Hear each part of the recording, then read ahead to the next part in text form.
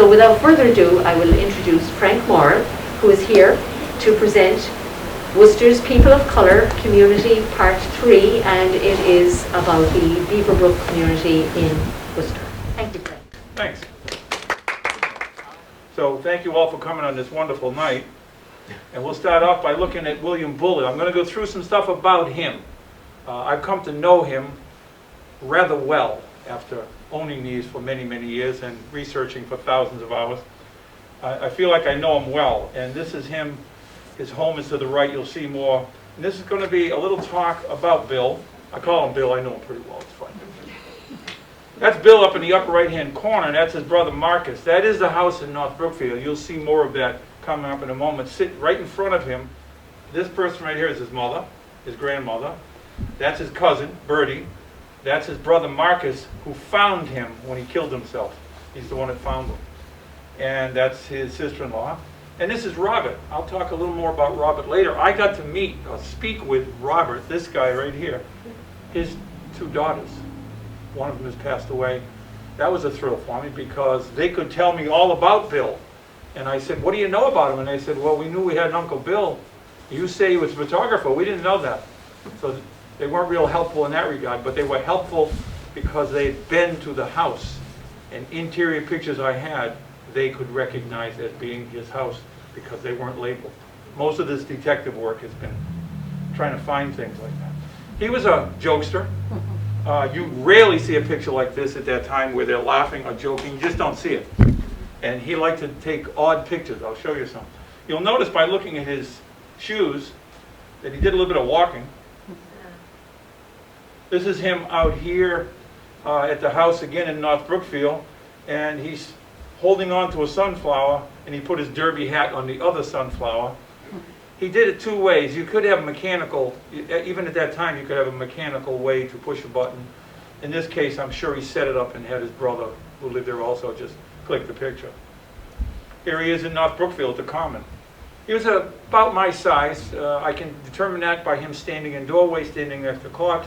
And he was about 6'1". He was, at that time, he's a fairly tall man. He liked to clown around. There he is with a cook's hat on. That's in Framingham. He took about 900 pictures of soldiers, very extremely rare pictures, and he took them. There he is again. I don't know. It looks like he has rubber gloves on, but it's not. I think it's just a whatever he's got on, foam or whatever. And here he is looking pretty distinguished. Right now, that's 1902. I could tell that from all the medals. I was able to zero in on those. You can really blow things up when you've got the original. These are all glass, and I have the originals. I have his entire collection, 6,000. And I could see that they were marksman, sharpshooter. He was in all kinds of campaigns. The only flaw in the ointment here is that he was never in the military, ever. But he sure liked the military. His brother was in. I have pictures of his brother in the military, and he would put different uniforms on all the time. And I know he wasn't in the military because I've done the research at the facility, the historical facility archives in Boston. And this is the area that Mark was talking about. His home was right here. Beaverbrook starts right here and goes this way. The red dots are all the places that it was a person of color in residence. Now, it might have been Native American, half Native American, eighth Native American, black, but that's why I call it people of color, because they were Native Americans, and I will point some out as we go further. And to give you a frame of reference, that's Park Ave, that's Chandler Street, and they cross. And right over here, we're going to see a little picture later of what's here. And to give you, that's a little further up, that's Elm Park. He loved Elm Park, took lots of pictures of Elm Park. That's the street, that's May Street, as you can see going up. And you can tell with the cobblestones that that is a significant street, and it's got the trolley tracks in it. That's May Street. If you continue all the way up that street, you run into Worcester State University. Here it is today. See the second red car all the way back? If you turn left around the back of that and go about 30 feet, that's his house. That's where he lived then. I'll be showing you that. That's looking all the way down. The big tower at the very end was Harrington Richardson. Today it's Walgreen Drug. It's a big gun manufacturer. My dad worked there during World War II. The next tower coming to us is Worcester Slipper Company. That one down the building started to fall apart in the 30s. Now, the same picture, looking right down there, nothing left. Nothing. No residence of any kind. The last residence was probably right about here, and it was Cactus Pete's. And there's his house. It's still standing. Just before the pandemic hit us, I was finding more pictures of interiors, and I found his camera case on the floor in an interior picture, and I said, could it be? I had the other house inside, so I went to the house, as my wife would say. I was sitting in the back. You just go in and knock on the door, and people look at you like, who are you, what do you want? So I explained who I was and what I want, and she didn't speak English hardly at all, she was from the Dominican Republic. They own the house now. So her daughter, in the background, heard me and came out. And I'm looking at the ceiling in there, and I know in the picture that the ceiling's really, really high. And I said, I don't know if this house has that ceiling. And I look, and it's really, really high. So I give her the picture of the inside. She walks away, and a couple of minutes later, she says, you probably should come in here. They didn't change anything. It was fantastic. Took the old stove out. The old potbelly stove was gone. The doorway, the sliding doors, everything was fantastic to see. That's the house. If you drive on this road, about another 200 feet, stop, take a left, go another half mile, you'll run into Brookfield Orchards. That's where that's located. It's a big, big orchard out there. In fact, Brookfield Orchards opened the year he committed suicide, 1918. Today, I still kind of kick myself. I have never been to the building I'm going to show you. That's what it looked like about 20 years ago. It finally collapsed. I own the photographs, the negatives, while that was still standing. I investigate everything in the world, and I never drove there. I don't have a reason why. It's not that far. I don't know why I didn't go there to look. It was collapsed. I would have never seen it. The roof collapsed, but it was still there. Now it's a cellar hole. It is inside that house. It's gone. That's his desk. In the negative, you can read all these history books. But up here, this is a picture of that house. That's his picture, framed, of his own house on the wall. And you can see all the stuff. It all means everything to me because I know all the stuff that's in the picture. I see it in other pictures. He took a picture in the back room. This is identified by Robert's daughter, by that little boy's 82-year-old daughter, lives in Florida. I sent her the picture. She sent it back and told me where it was. Those are all his pictures, all matted. I found them all. I have the negatives. I took a little bit of work to get them. One of them's a ship in Boston. Anyway, what he did was take a picture of the mirror. That gave me a clue as to what the camera was. You still can't, I can't read anything on it, but you can look at that, and I narrowed it down to, it's probably an E.T. Anthony camera. I'd like to own the camera. I'd like to see the camera.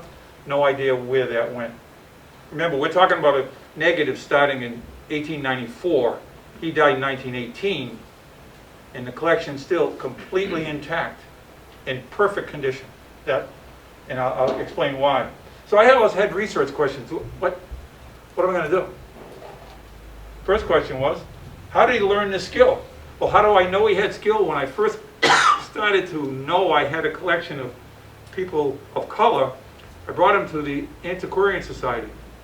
I brought some negatives. I brought it to their attention. They brought in their photographic expert, a person who would look at a photograph and say, well, this guy knows what he's doing or not, stuff I would not know.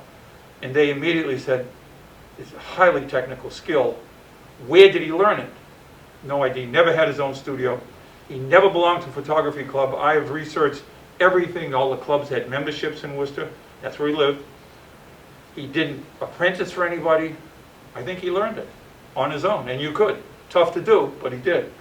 Second question was, why did you take a strong interest in the black community? I've struggled with that one, and other researchers, my colleague at Clark University, Dr. Jeanette Greenwood, who did a lot of this work with me in the early days here for the exhibit, same thing, asked the question, you get theories on why.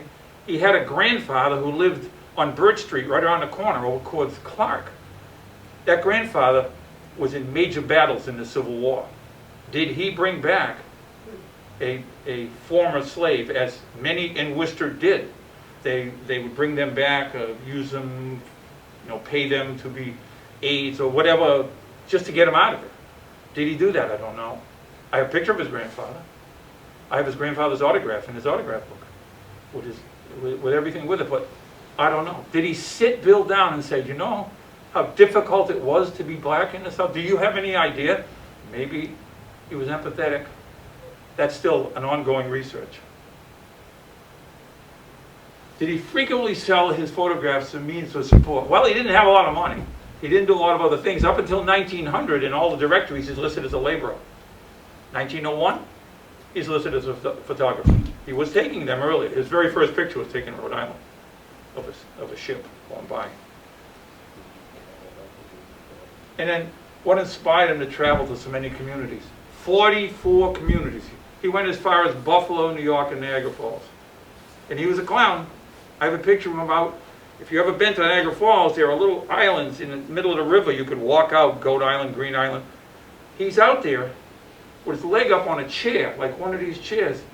And he looks like he's in the middle of the river. You cannot see land under him unless you get that negative and blow it up. And there he is. So he's out there. He took the Buffalo Exposition in 1901. Traveled by train to get there, obviously. All his shoes really would have been worn out. These are some of the places and when he went. There's much more. This is just to give you a sample. His first picture was, he was 18 in 1894 in Newport, Rhode Island. All the camps he took. Camp Framingham. The very last pictures are these here in 1917. He couldn't take, he was despondent, ill in some way. In 1917, he stopped taking pictures. And I have those. They were Green Hill Park soldiers training for World War I. Great set of pictures. All modes of travel. He traveled by walking. Stories that have been passed down from when he was in North Brookfield, they'd see Bill riding by on his bike with all the stuff on his back and on a thing on the back of his bicycle.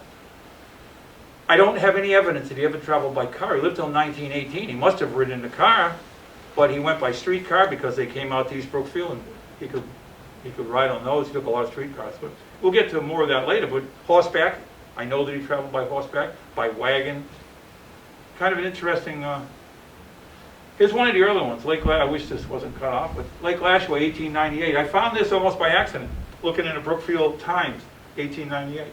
He took that picture. This is not my printing. That's in the magazine, in the paper. Image by William Bullard. Here's what's strange about it. He was living in Worcester at this time. This is 10 years before he moved to North Brookfield. So he was traveling out there, obviously. He was a photographer with many interests. I'll give you an example. 50 pictures with trolleys in them. They're beautiful. Summer trolleys, you know, where it's all open. Beautiful. Spencer, Worcester, the other side of Worcester going out towards Greendale. 150 trains and depots. Fascinated by those. He just has so many interests. He's interesting. Researching him has become a full-time job for me almost. 300 ice wagons and ice harvesting on ponds with the horses out there with the special cleats on, cutting checkerboard all over, and they break one chunk away, and then they could slide all of those blocks up and bring them into ice houses. He took them all, People's Ice, Independent Ice, Tatnick Ice. They got all bought up by Walker Ice. That was the big one. The big guy in town was Walker Ice. They had a place on Institute Park, a big facility on Institute Pond at WPI. They had one on Coe's Pond, and they had one on what used to be North Pond, but we know it called as Indian Lake. They had big facilities there. And of course they store the ice. I've done this talk when I'm doing it with high school kids. They couldn't believe that you could have the ice year round. I said, oh yeah, in August you'd still have the ice. Because these places were huge, the walls were 3 feet thick. Some of the ice on the outside would melt, but imagine, you've got ice, 150 feet of ice. That's a big ice cube to melt. And that stuff, it was a little tougher to get those last ones out. He did 800 soldiers in training. It's closing in on 900 now. I've got them all scanned in, but I'm doing research on them. And that's, I need to be younger, and I'm not. So I'm doing the best I can to get this all done. He did 248 African American, Native Americans, and it's this that I'm going to talk about coming up. This is an extremely rare collection. As we started bringing others on board, we found out that it's so rare that it's the only one in the United States, which is reasonably rare. There are others bigger than that. W.E.B. Du Bois brought one to Paris, 512 blacks, but they were done in a studio. He didn't know who almost all of them were. There are bigger, the Holsinger collection down in North Carolina is bigger. It's almost 600, but they don't know who they are. Of the 248, I know 80% of them. And that you're going to see what that results in. They just never bothered to write down, and he did. And then research could even give us more. So he was also a school photographer in North Brookfield, East Brookfield, Holden, Worcester. He must have gotten some money for that, I'm guessing. His is, I found it's not comical, but in a way. It's a death certificate, 1918. And when they'd always say, you know, cause of death and all, and how do you know? Well, this particular medical examiner wrote down, what tests confirm your diagnosis? Well, he hung himself. I love what he wrote. View. I saw him hanging in a tree. Well, that's as basic as you're ever going to get, but it's amazing that that still exists, that you can find these records. This was in the Springfield Republican when he died. They didn't find him for 3 weeks. His mother died. It's very close to his mother. Had always lived with his mother. When she lived in Worcester, she moved. The brothers tended to move with her. The others got married and moved away. That's his stone at Putnam Heights Cemetery. I found that down there, and I found all kinds of stuff. He was always referred to as the oldest. He wasn't. He had a brother, Georgie, who lived to be 11 months old and died. And then he came along. So it tells you everything you needed to know here. He was found in a pasture. Near that old home that was red that was falling down, he was found in a pasture right near that. And here is how they're preserved. He kept them for 24 years till he committed suicide. His brother Charlie, who was unmarried, lived in that same house. Wasn't a photographer, didn't care about it. They stayed in the back room, never moved, for 40 more years. But this guy, Frank Gaudette, lived in East Brookfield, and he was the postman from East Brookfield, who wanted him, bugged him for the whole 40 years. And I know this according to his grandson, who I bought him from. He finally sold him to him as he was getting old in 1958. He sold him to him. He kept him for 13 years and passed away. They were in a closet in East Brookfield in his home. He inherited the home and was living with them. They never moved again. So for 45 years, they didn't move there. So it's 40, they don't move. 45 years, they don't move. And then I bought them. And they moved. That's my granddaughter. Now, no, there's no purpose for this picture. I just like to look at my granddaughter. But she's 10. She's much taller now. She's bigger now. You'll see. And the reason for that picture is that's taken in my living room. The reason for that picture is I asked her, would you like to do a book with me? You know, go out and take the pictures, do some writing. And I thought, what 10-year-old wouldn't like to do a book on Worcester, you know, then and now? And I'll show you a picture of it. It's this book right here. And she did. In the process of that book, I wanted to give her some practice, so I said, look, I'm going to go grab some negatives before I got them all put away now. I grabbed 3 boxes of streets, and I said, when you hold the negative up, Hannah, take a look. If it's got buildings in it that have names on them, we can find those because I have the directories. If not, put it aside. So she turns to me, and she shows me this negative. And she says, well, this is not a street. I said, no. She was very quick like that. You know? So I looked up, and I said, I don't know why it's in the streets. You know, it got misplaced over the years. I said, I think it's an African-American woman, but I don't know. So I put it aside. A few months went by, and we're getting ready. That book was being published. We're going to do the book on Charlton now, which looks like that one, only it's on Charlton. And she picked it up, and she said, why is it still here? You didn't put this away. You always tell me to put stuff away. So she's looking at it, fortunately, and then my life changed. She said, what's this? Right down here. You might be able to see the 6, but it's on the back. In the emulsion, there's a tiny 76. I have trouble seeing it now, and I know where it is. She says, why is there a number 76 here? And I said, I don't know. So we kept working for a while. And I thought, wait a minute, I got a book somewhere that I got with this. An old book with numbers in it. And I looked and I said, my God, he identified this woman.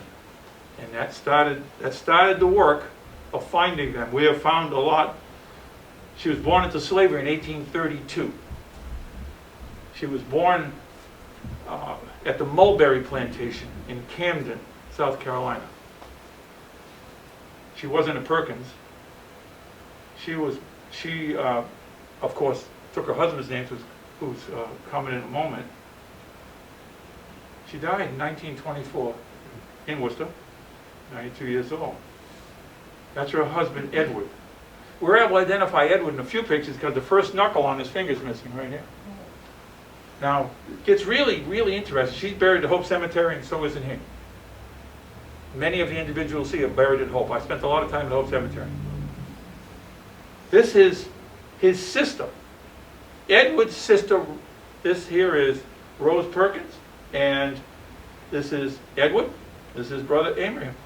Pretty big family. I mean, there's three of them. Yeah, no. There's a picture of Edward right there. This will all make sense to you in a moment. There's another picture of that same field. All the houses, all the buildings are gone. This is behind Boston Donuts, up near the Walgreens, behind Walgreens, on Park Ave, behind the State Liquor, right behind that. It's all gone. In the 60s and 70s, they were going to develop that commercially. They were going to put all kinds of, Copus Engineering was going to go in and do all kinds of work. They took all the homes out except for one. One guy held out. They took everything out, and then they said, yeah, no, we'll go to Millbury instead. And there it sits with grass growing up. It's been an eyesore for years, and it's a shame. I just, on an editorial note, had that been a wealthy neighborhood, wouldn't have happened. And that's what it looks like today. Once again, that to that.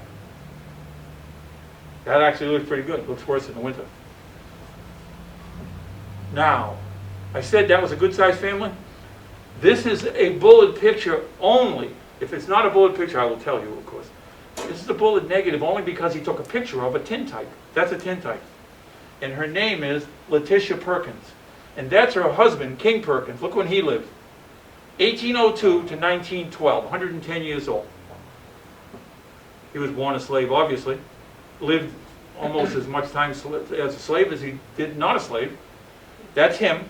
In that picture, he's 108. Not doing too bad. He's standing up. I don't have any picture of him. That's out of the newspaper from research down in Camden. What's unusual is those weren't the only children. He had 23 children. So, yeah, she looks tired. Yeah, 23 children. And many of them lived into adulthood, almost all. And I have pictures of 8. And then you go back and do the research and get the stories. What's really great is he was a slave on the mulberry plantation. Let me just take a moment to tell you about that mulberry plantation. It was the plantation of James Chestnut. He had 2 of them. Doesn't mean a thing to you. It was in South Carolina, Camden, South Carolina. It's still there. The building is still there. But it's privately owned. What's significant is he was the top aide to Jefferson Davis. He was a former U.S. Senator. He had 500 slaves on that plantation, and we found King's name in there. King Perkins and Edward and Celia ended up, after the war, James didn't do so well, and they ended up with a piece of that plantation. They owned it. They owned some of the land. So we found a document. We found documents relating to that and how much they owned. But then came Reconstruction ended. The troops left the South in 1877, and by 1879, Edward and Celia had lost their land. They probably didn't pay the tax on a Tuesday at 301 or whatever the reason, because Jim Crow laws came in. They lost their land. They moved to Worcester. History teacher, I can't help. I throw in a little extra. And there she is. She's taller. That was the opening of the exhibit, because we brought this to the art museum, and they really liked it. They really loved the pictures. And they did something very rare. They didn't put the originals up because they're glass negatives.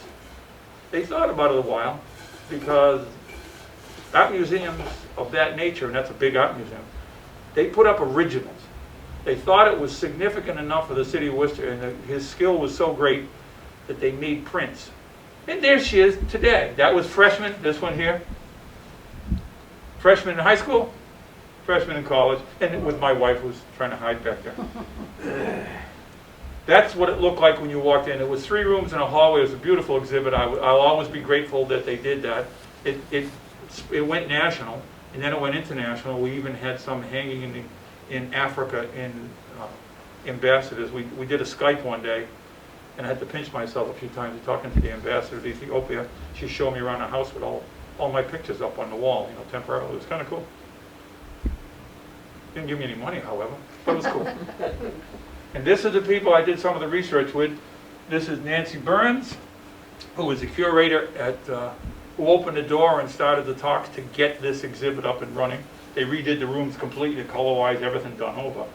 And this is Dr. Greenwood, who just retired from Clark, who had written a book on the migration of blacks to Worcester. And I got her name from someone else, I got a hold of her. She came to my house. She started looking at the pictures after years of research for a book, and she started to look at the pictures of the people she wrote about and did not know that their picture existed. It's kind of cool. This is the logbook I tell you about. It's rather valuable historically, obviously. So they made a special case built into the wall so people couldn't. And this is what a page would look like. See, he even put the size of the negative, 3 1/4 by 4 1/4, and then he named them. They're broken up in groups of 12 because boxes would generally hold 12 negatives.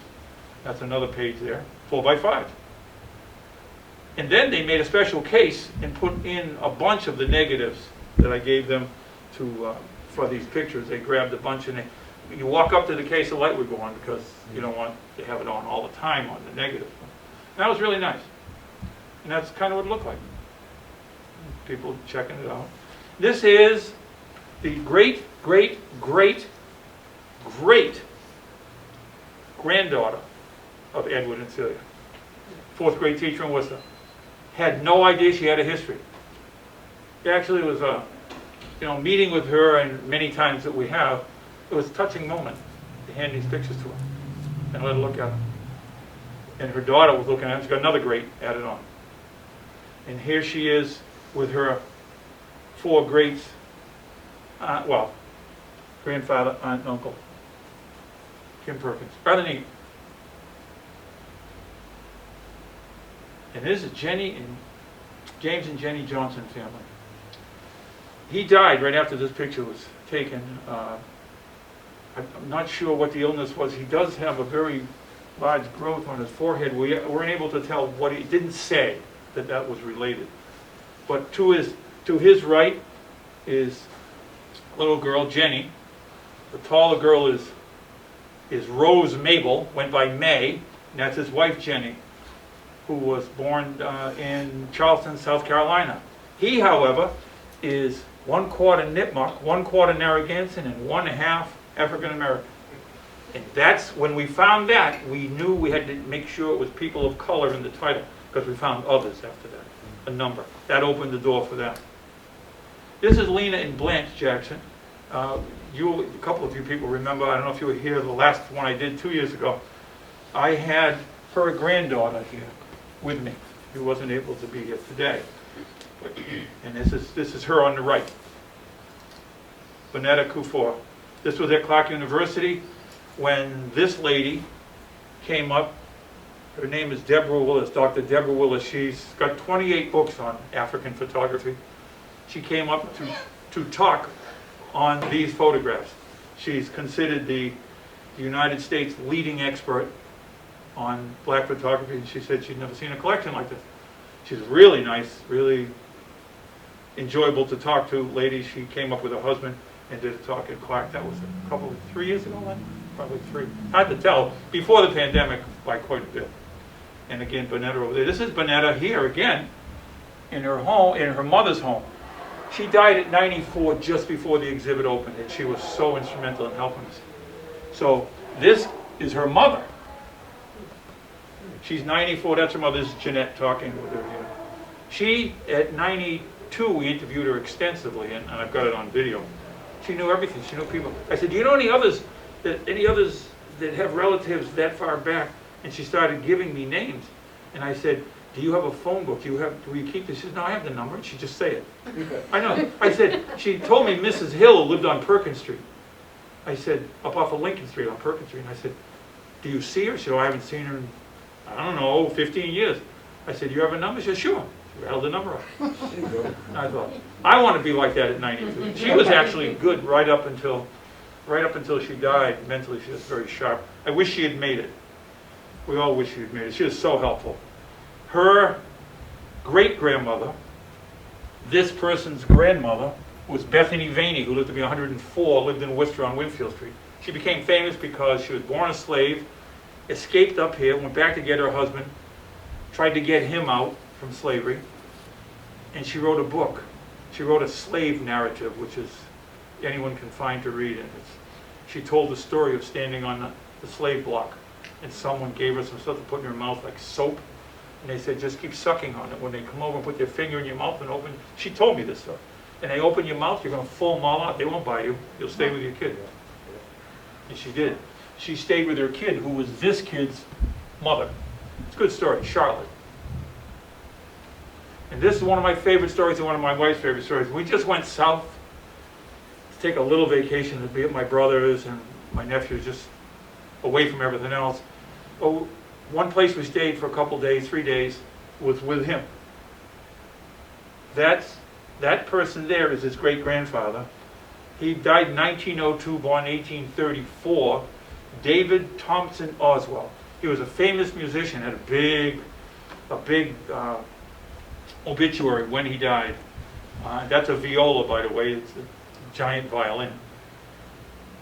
He idolized him. He grew up in Rhode Island. He used to go up and plant flowers on his grave, knowing that was his great-grandfather. He was a famous musician. And on his wall, in his house, right on that back wall, is a big poster of 1886 of him, an original poster. And next to it is him playing in Vienna, because he's a world-known concert pianist. He's now 88, right? This age, yeah? He's not well, but he's a sweetheart of a man. And my wife and I laid under that piano right there while he played, and you feel that pounded down on you. So we become friends. I put flowers on his grave at Hope Cemetery for him each year. We have become friends, he and his wife and my wife and I. That alone was worth the thousands of hours of research. But there's more to the story. You thought that was it. No. As Paul Harvey used to say, now, what, the rest of the story? I'm going back a few years in Chicago. Emma and Joshua Boyd, he playing here. This is at the Worcester Art Museum. He came up and played for nothing for us at the opening, and so didn't they. It was so great. This kid is really good, Joshua, but she overshadows him because she's now at a prestigious school, practicing for the child prodigy, like he was. He played Carnegie Hall at 13 years old, played the piano. So you either have it or you don't. It's passed down, and he had it.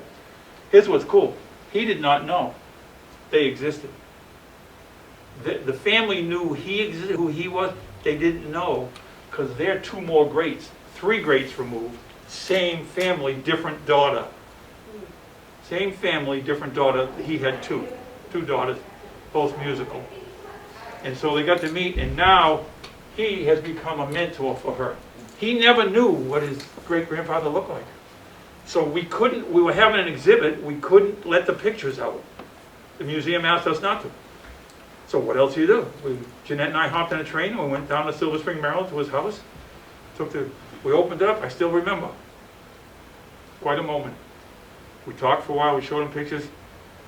We opened it up, and he saw a picture of his great-grandfather, and he was 83 at the time, and just watched a tear come down, it just hit him. And it hit me too. What a moment. That's a cute little kid. Wouldn't you agree? You're going to start to see some pictures that have never been seen now, that one. And then I got another one of them here. That's a cute little guy. He died in 1932. He left a son and a daughter. That's his stone in Hope Cemetery. He was a drummer. Died in 1932. His son was born in 1925, so he's only 7 when his dad died. We went down and showed him pictures of his dad, but he became significant. That's in about 4 inches into the ground. I don't even want to tell you how long it's taken to find it. It was completely buried, poking with a stick. Poking with a stick, and I pointed to my wife, there's a little mark right there, because that was a metal stick. Gotta be, and that's the only way I can find him. That was completely covered. This is him. This is James Harold Ward Jr. That was his dad. He had never seen that picture. Obviously, he'd never seen any of them. I have 5 pictures of him. He died 2 years ago at 94. But it's significant. That's his wife, Eula, still living. They were married 69 years when he died. And this is Sterling, his son, who has been very helpful to us, and we stay in communication with Sterling. What happened to him? Well, he's in Worcester. He was born in Worcester, went to North High School, won the state championship in basketball at North High School. He played on that team, 1942, went into service. Was not treated well in the service. Of course, blacks, whites, were all segregated in the service. We weren't integrated until 48 when Harry Truman did it. So therefore, he got left in Alaska. He didn't want to be a cook, he wanted to be an engineer. And they said, no, you have to be a cook. So they made him get off the ship, and they left him in the Bering Straits with the other soldiers there. He says, I played basketball for about a year and a half because there was no attack there or anything. But he was a little bitter about it, and we're talking to him, and he said, I was determined I was going to do something, so he got to Cornell, graduated from Cornell, and then he met a guy who was not running his business like he thought he should. He was in like hotel management, that kind of thing. And he ran into this guy and he said, you know, you could run your business better if you did this and this. And he said, I could probably run it better. This is him telling the story. Why don't you come to work for me? And he said, well, if you offer me enough, it didn't take much because we weren't just to hire a black at that time. That guy's name was Bill Marriott. He had 8 little restaurants and a motel. He stayed with them and retired as the executive vice president of Marriott Corporation. After he retired, he opened his own business and did rather well. He was tough. He was a tough interview because he was a take-charge guy. His son, Sterling, warned us. He picked us up at the train station. He said, my father is a contrarian. You're going to say black, he's going to say white. He's a good guy, but you're going to get used to this. So we sit down at the table, and he was fantastic at 90 years old. He's just a young man. And he said, how, you came down by train? I said, yeah. Jeanette's on the other. He said, now she's a professor, and you're a retired teacher. I'm assuming you're intelligent. Said, where is this going? I said, yeah. He said, you know, planes fly down here. You don't have to spend 8 hours on the train. He said, they land at the airport and everything. So it was very tense at that moment. So I put my hand on his arm. He was beside me on the corner. And I said, he likes to be called Bud. Even his kids call him Bud. He didn't like Harold. So I said, Bud, you need to be direct. I mean, tell me how you feel. Don't hold back. And he started to laugh, and we got along fantastic after that. We went over to look at a picture of him on the wall, a beautiful picture of him and president, vice president. I mean, he had lots of dinners in his honor. He had done a lot of things. And it was a picture of him, North High School, the basketball team. 11 whites and a black, and the coach. So I walk over and look at it, and he says, that's one of my proud pictures. With a straight face, I looked at him, I said, Bud, which one of these is you? He started to answer, and then he caught himself and said, but it's going to be a long day.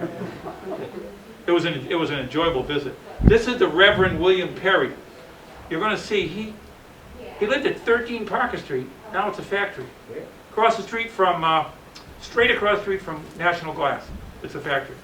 He had 2 more children after this. This was his church. It's gone. That's the only picture of it that exists. And Bill took it. And here's what it looks like today. Martin Tire. Some of you are familiar with Worcester at all, you would know. And here's the other church that blacks went to, but some whites went to this church over on John Street in Worcester. It's over as you get up past Cedar Street. You go over towards where Becca used to be, in that general area is where this is. And 4 whites and two little girls, black girls standing there. And here's what that looks like today. Church is still there. They changed it up a little bit, but it's still there. The inside's almost the same. And here he is, Reuben Griffin. He showed citizenship because Reuben belonged to Company L of the 6th Regiment in the Spanish-American War. He got wounded. Spent a lot of time. Very proud of himself for having served. Again, Company L was a black company, was not integrated, ever, till 1948. That picture's never been seen before either. That's the one I found recently. There's more, there are more coming up. Man in the Woods, I labeled. You can see MASS on his belt buckle. Well, that's significant because in 1907, the United States took over the militias, and you put a U.S. on it. So when I see soldiers, and I have hundreds of them, and there's a U.S., I know it's 1907 to 1917. If it's before that, it's going to have just a mass insignia on it, or whatever state it may happen to be from. They were just militias before that. Massachusetts militia became the U.S. Guard, Army Guard. Air Force didn't come along until after World War II. This is an unknown, never been seen before. I found that one recently. Great shot. About 1904. It's Camp Framingham. Why is he dressed like that? The mass insignia is on the, it's really strange. There's a mass insignia right here. There's a shamrock on his hat. No idea. I need tons of research. He could not be serving with them. There's another picture of a soldier, a black soldier out there from the same place, from Green Hill. He could not be, he just couldn't be serving with them. So what? Was there a black regiment? He didn't get no, I don't have an answer for it yet, but that's going to take a lot of research. And that's what you'll see in the pictures. It was phenomenal, as I showed many other pictures of soldiers. They would take dining room tables. These were one, sometimes two, but mostly 1 week training sessions. And they'd be in Framingham, and it was right near where the state police barracks is on Mass Pike. And behind that is where they would train. It was an old McCarthy field. And that was Camp Framingham. Or Green Hill. And they would take everything with them. And a lot of times their wives would come, and I have pictures of the men in their wives' skirts and dressed with their hats, and the women with their uniforms on, all lined up. I know it was Bill Bull that made him do that. I got an idea. Why don't you guys? And then this was a great organization, the Knights of Pythias. Again, if I had lots and lots of time, I'd keep right on going. But this is significant because Knights of Pythias was a group like the Knights of Columbus, kind of. They wore swords, beautiful uniforms. I have pictures that Bill took of his grandfather in uniform and his father. But, well, I don't know who this is, but he's in the uniform. And they belong to the black Knights of Pythias, or the black Knights of Columbus, or the black Masons. They had to have their own group. Not because they wanted to, because they couldn't get any others. This is significant for several reasons. It is rare to see a man in uniform holding a baby. It is rare to see a man holding a baby at that time. Always the woman. This is a very rare photograph for that reason. And this is a great shot of the Dillon family on Park Ave. That poster up there, if you could read it, I can. Right up here talks about President Teddy Roosevelt coming September 1902. They had 2 more children after this. He was a coachman. This is one of the shots that the photographic experts have said would be difficult to do. You've got this sulfur exploding here as you would know. You're trying to take a picture and you've got this tray of stuff and you want it to go off at the same time and keep everything in focus. If you could see this when I print it, or if you could see the negative, it is like he made it yesterday, crystal clear. They looked at that and said that you just can't do that, but he did. And that's why he's been given so much credit. Oh, one of my favorites, the bicycling craze come in. And that's it, there's no more, I just wanted to show you that. And here's the reason, there he is. Major Taylor Boulevard in Worcester, in front of the police station, was named after him. He was significant, I'll just give you his name right there. Marshall Major Taylor. You couldn't be a black athlete at that time, of course. And you couldn't be one who was better than the whites, of course. At 18 years old in 1896, he went to Madison Square Garden and entered, as an amateur, he entered their bicycle race. You know how big the track is there? 1/10 of a mile. Took him 6 days. He rode 732 miles, 1,732 miles in 6 days, and won. He then, by 1899, he became the world's speed champion. He could do a 1/4 mile, half mile, 3/8 of a mile, mile and a half, faster than any other human. So he'd enter some races down south, and his bike didn't look right, or the handlebar was the wrong color, or whatever. They wouldn't let him in. He had to fight all the time, but he was a national champion. And this is his bicycle. It's in Worcester. His family donated that. If you look at the courthouse in Worcester, the old courthouse, to the left, it's all apartments now. To the left of it is a little museum for Major Taylor. That bike's in there. That's one of his bikes. He had several. That bicycle craze kept going. This rose with her bike. The one thing that's unique about that, they thought the negative was backwards because it's on the wrong side. No, that's where it belongs. The negative is correct. Occasionally they had it, that's a little weird. Yeah, a little weird, some bikes. And that's Ike Perkins, her nephew. You can see his handlebars are different. In his pocket is a message. He was a courier. Notice the pedals. You can slip your foot into the pedals so you can really go fast. And he had a little horn there somewhere. See, just beep beep. Because he was flying all over the city, delivering messages. He was a courier. It wasn't only him. I don't know who this man is, but that's a new photograph. I don't know who it is, but there's the bicycling craze. And this is a brand new photograph, never seen before. That, again, his bike is, the handlebars are up. It's a very different kind of bike. It's up for riding comfort-wise, but he's got a little bell on it. The same, don't know who it is, I wish I did. He didn't identify it. You try to match him up with other photos, it's hard. You think he was the only one? Camp Framingham, 1904. Going into battle with your rifle sticking up here. Got your rifle on bike, ready to go. So he's got the little thing over his feet so that they don't slip up.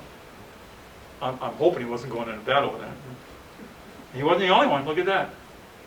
Oh, it's 1902 actually, it's missing over there. That's Camp Framingham also. Wasn't the only one. This is in Tatnick. Everybody's got a bike. It just caught on. It was new. The same house, same door, same house. That's a split negative. So he took a picture of a white baby and a black man with a bicycle, probably within seconds of each other. Well, most likely, not always, but they split the negative. You cover one half, you get two pictures out of one piece of glass. And you say, well, why would you do that? Well, probably not to save money, because it might be to save walking another 4 miles to go get the rest of the glass. And it's heavy, and so you wouldn't have to carry so much. I can tell you it's heavy. Another split negative. The kid moved, he took another one. Now, he didn't get to look at it, but he must have seen it, the kid moved, and he took another picture right away. Now, he doesn't want his picture taken, or she, I'm not sure. Girls and boys still had the same kind. That's a look like, take the damn picture and move on. And he's going, what's that? What you doing there taking a picture of me? And notice that little number down the bottom? That one's big enough. Most of them aren't that big. That's on the back of the negative, so it's backwards. But just to show you where that 76 was, but the 76 was like a fifth of that size, so you couldn't really see it. And that's the number, scratched in with probably a pin of some kind. That's a great shot. That's brand new. All those last two were new that I've never had out before. The last three, and this one. This house is on. See, just to show you, his name was Walter McCrae. Bullard wrote Walter McCree. That happens a lot. He wasn't quite sure of how to spell it, or he couldn't. His writing was pretty good though, or he'd get it slightly wrong. This little guy, I have a picture of him on the horse. There were several people riding. That was like the community horse. And that porch is gone, but the house is there. That's 13 Dover Street, right directly behind Price Chopper? The one at the corner of Highland Street and across. Is that a Price Chopper? Price Chopper. Okay, right behind that is this house. Porch is gone. Borders on tech property. Yes. Yeah. See, look at this. That's never been seen before. I never brought that one out. A very rare shot. A group hanging together. White, black, white, black, white, white, black. Unusual. Greendale. That store is in Greendale. The building is still there. And there, that's Bill's shadow. sometimes you get the whole shadow of him and the whole camera. You'd see the whole thing, perfect. And it would be in a lot. And a lot of times, we don't have time to get into it today, but he would have all kinds of things in it on purpose. He'd love to put his camera case. He'd take a picture of kids in school, and behind two legs would be his camera case. It's purposeful. And then this is unusual. This is what you call diversity. This is down in Quinsigamond, not too far from the school, over on Stebbins Street in Quinsigamond, in Worcester. And you had white people dressed up like Indians at that time. It was called Red Men Group Number 7. They were big. It was just a club, giant club, the Red Men. And so you had a couple of sheriffs there. The poster on him says sheriff, and the other one over there says sheriff. All white people dressed like that, and yet there's a small, young black boy watching. Got some real diversity, but today wouldn't be terribly correct to be dressing like that. And here's another example of that. He just labeled that one as kids on Tough Street. We know who 4 of them are. I can point, I could, it doesn't mean anything to you, but I know who 4 of them are from other pictures. And it looks like it might have been after Sunday school or something. They're not of the right age to have gone through a process, but it might be just some kind of church thing. Worcester was segregated. No, it wasn't. Worcester was integrated always. Oh, let me back up on that. Black town, black town. Unlike many, even in Massachusetts, Worcester never had segregated schools. That does not mean they had equal opportunity, by any means. I can tell you a story about that if I have time. And there's a young black person over there. This is a good job. Eugene Shepard was a car cleaner. That's a Boston and Albany train. That's a good job. If you're not driving a wagon or you're a domestic or doing laundry, you've secured a good job of working in a factory. As big as Harrington Richardson Arms was, there was one black person working there. And this is a job you would most commonly get, driving wagons. Or you could be a waiter at Green Hill Park. 1917, they were waiting on soldiers. They were feeding soldiers. The soldiers are also in these pictures to go with it. I haven't brought out a lot of these. This is a classy job right here. This is a good one if you can get it. A barber. That would be well thought of. The man with the viola was also a barber. That one's rare. Never saw that one before. Now, what does that mean? Well, he's not old enough to be a soldier. And why is a young black man in training at Green Hill Park in 1917 with, who knows? Luckily, not on their hats, but on most of the hats, you're going to see a 2H, 2C, 2D, and so it'll tell you 6H, what the command is, what the regiment is. That can be researched in Boston. You can actually find them. I have. This was a great story. This is Lois Perkins Cato, Boston, Mass. She's still living. She's 96. She was 90 when interviewed. Lived in Boston. She's holding my notebook. The little boy on the right is William Dempsey Perkins. That's her